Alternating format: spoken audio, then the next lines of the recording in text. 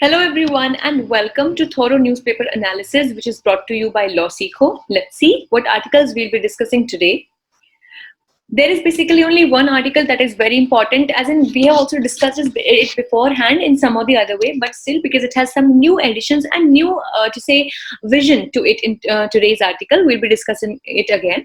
The title of this article is RIC, which is Russia, India, China, a triangle that is still important, and this is from the Hindu. And all the topics have been already discussed in some of the other manner in our previous sessions, and thus we'll be only reiterating this one today. And the second one is the news and flash column, where we discuss the small and crisp news points which are important for a prelims exam. But before that, let's have a look at the LawSikho courses that we have at our platform. And primarily here, we would like to discuss about the Lord of the courses, which is the Judiciary Test Prep course. Herein, for all the judicial services, be it of any state, LawSikho is giving amazing coaching and career guidance and judiciary guidance for that matter. You can go and visit to the official page, landing page of the Judiciary Test Prep course. The link is already there in the description box, and you can download for yourself the free study material that we have specially drafted for the aspirants of judiciary exam. Then we are also excelling in some other exams called as CLAT and also All India Bar exam, etc. They can always be looked upon on the website, official website of LawSikho. With this, let's start with the MCQ that is related to the context and the content that we will be discussing today. So the question is, Hitam, which is HITAM, recently seen in news is, first, a new virus that is spreading in Middle East countries. Second, a new app launched by Telangana government for COVID patients. Third, a new solar power plant inaugurated in Rewa, Madhya Pradesh. Or fourth, none of the above.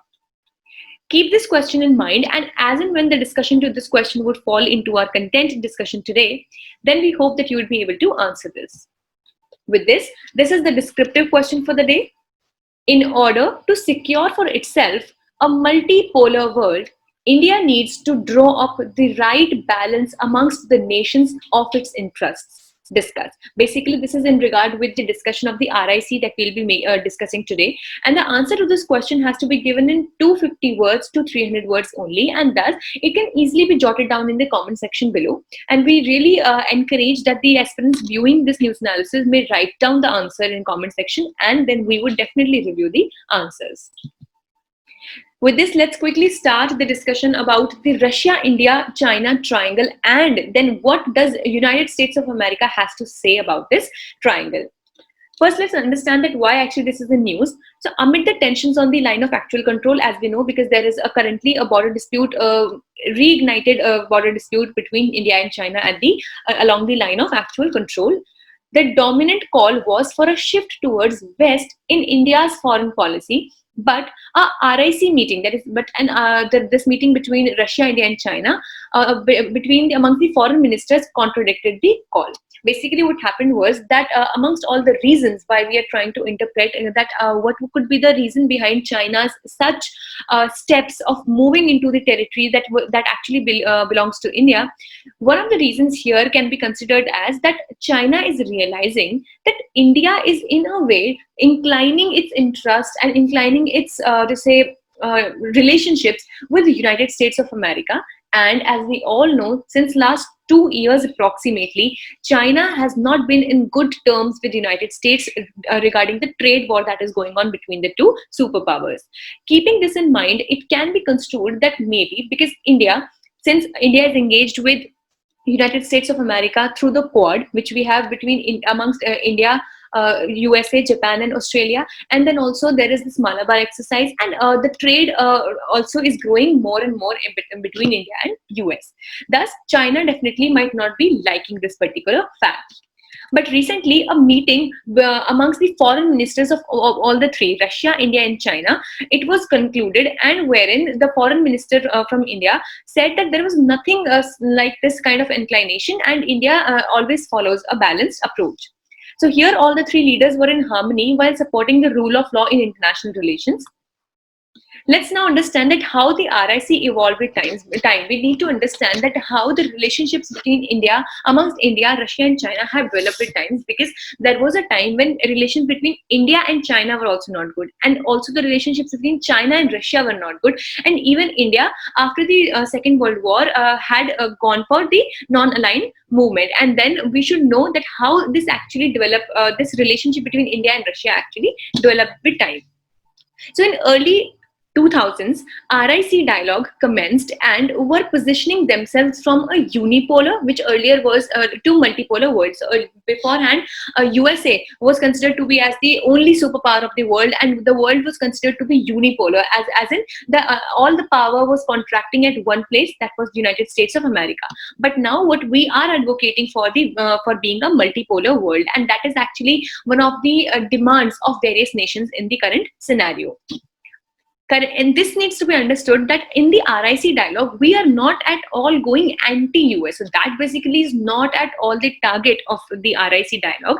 Rather, it just says that US is an essential prop, and that is why we should avoid any situations that might result into a unipolar world. And what we support is the multipolar idea of this global interaction.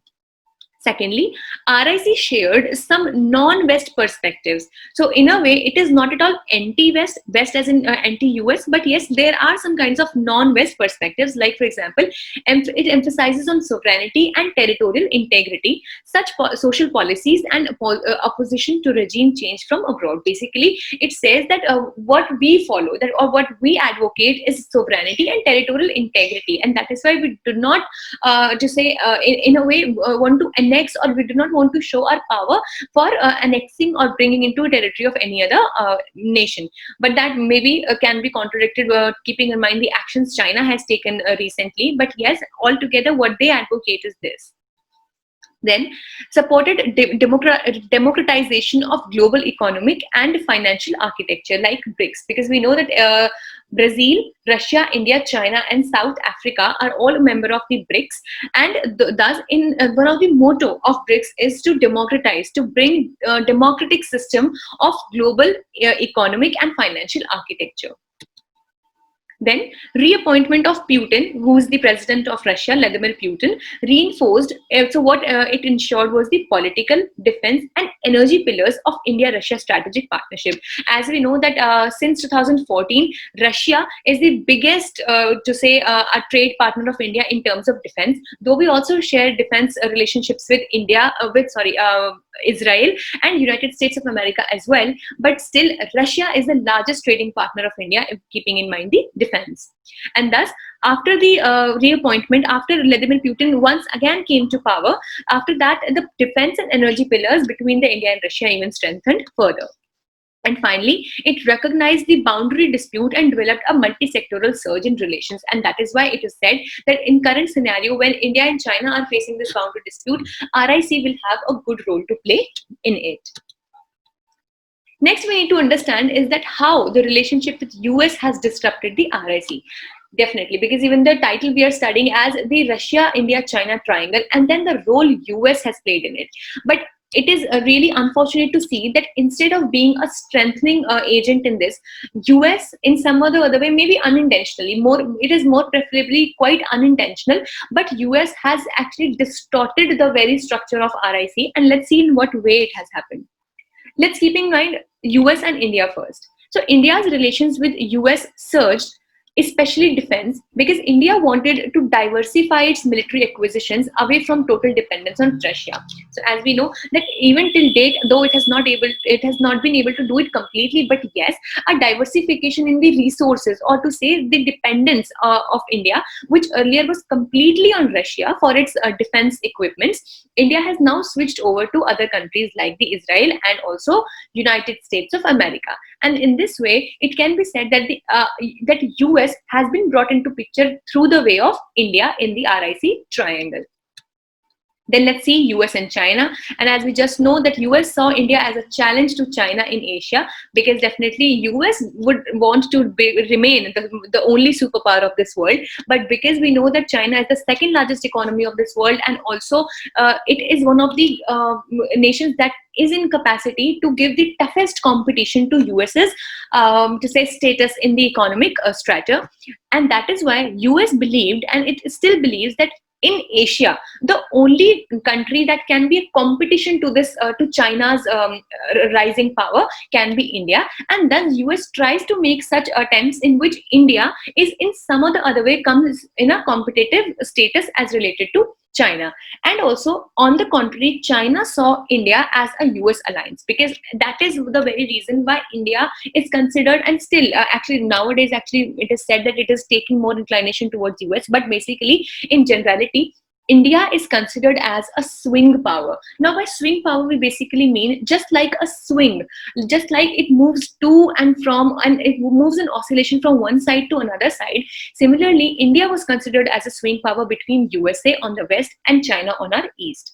And that is why it was said that both USA and China would want to gain the attention of India, and it was believed that India, if it takes side of any of these, then that particular side would become stronger. And that is why US wanted India to be in its own side to surge China's growth, and on the contrary, China wants India to be on its own side so that USA can be curbed down.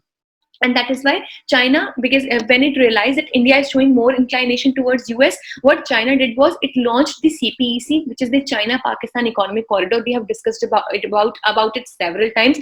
Actually, it passes through the Pak-occupied Kashmir, and that is why it is a disputable matter between India, China, and Pakistan, amongst India, China, and Pakistan. And then it also expanded its presence in the Indian Ocean region and also in the South China Sea.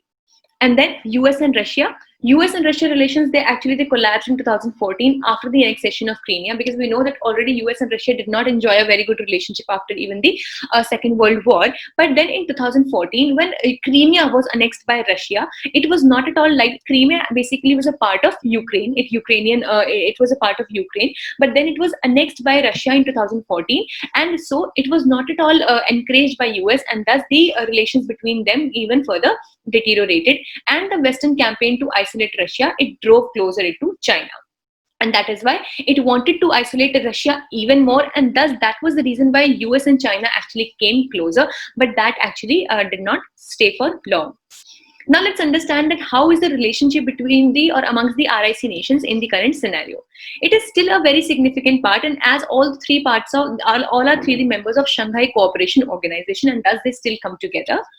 Then the ongoing India-Iran-Russia sea road rail project from India to Afghanistan and then central Iran is important for an effect as Indian presence in Central Asia along with Russia and China. So we have already studied about the Chahbar rail project, and further after the Zahedan, which is there in Iran, it had to be extended to Afghanistan, and from Afghanistan it had to be further extended to the Central Asia or till the Iran and Russia. And thus this is a very huge, or to say a very celebrated relationship between India, Iran and Russia.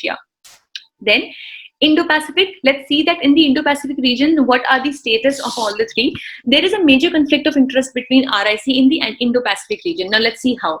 For India, India demands for a greater space for its economical and security importance, because we know that China has been lately intruding a little more into the Indian Ocean and also in the South China Sea, which actually is causing problem to the security of India.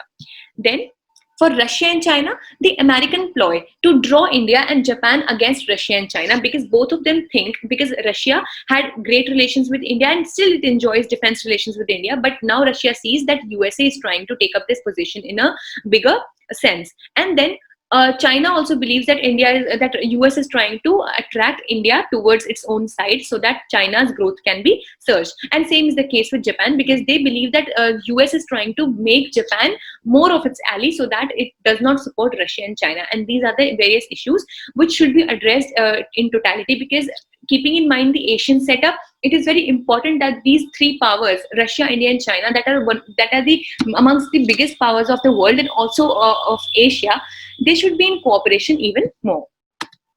So that was all for the detailed analysis. Let's see that what do we have in news and flash today. 29th July is celebrated as the International Tiger Day, and it is observed as the International Tiger Day to spread awareness about the need to protect tigers, because we know that the tiger species and the population of tiger has become quite endangered these days, and that is why it is important to conserve them. So the day is marked for the first, it was marked for the first time in November 2010, so it was 10 years ago, at St. Petersburg Tiger Summit in Russia. So all these points should be kept in mind regarding the International Tiger Day. Can be a very potential question in prelims exam. And as per the detailed status on tigers report 2018, it can be quoted anywhere and it is very reliable to say, and it has been released today itself. The tiger population is increasing at 6% per year in India, and also it should be known that India is playing perhaps the biggest role in tiger conservation in the whole world, as 70% of the world's tiger population lies in India, wherein we have 50 tiger reserves. So this is the entire thing, and India has 2,226 tigers in population, so it has the largest 70% of the world's population of tiger lives in here. Then second is the Hitam. So here you would be able to find the answer to your MCQ today. The Telangana government has developed a new application called Hitam, which is the home isolation, telemedicine and monitoring app for COVID-19 patients on home quarantine, because we know that many of the patients are being quarantined at home. So this app is specifically for them to avail themselves services of the private doctors. Then third, Rafale fighter jets. So this is a new a development for India, because we knew that we were to import the Rafale fighter jets from France. That there is a defense company called as Dassault, which is a French company. So the first batch in which 5 of the Rafale jets, which took off, they have already flown from there. They have taken off from there from France on July 27. Will reach Ambala in India today.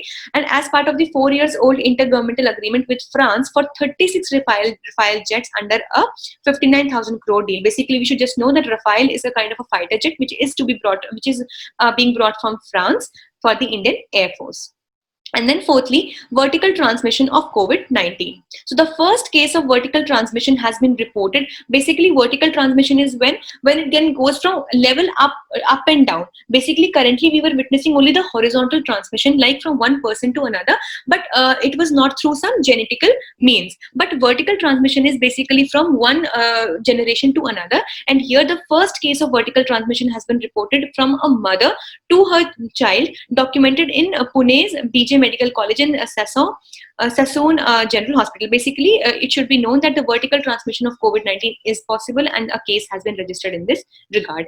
And then according to the BJMC researchers, this is the first proven case of transplacental transmission of SARS-CoV-2 from a pregnant woman to the fetus. Basically, transplacental means through the placenta, because we know that in a womb, a small or an unborn child is attached to his or her mother with this cord, which is known as the placenta, and thus it can be seen that this COVID-19 has spread or has reached the unborn child or to the fetus through this placenta transmission. So this was all for today. We hope it was an informative session for you. Stay tuned with LawSikho for such more sessions. Thank you.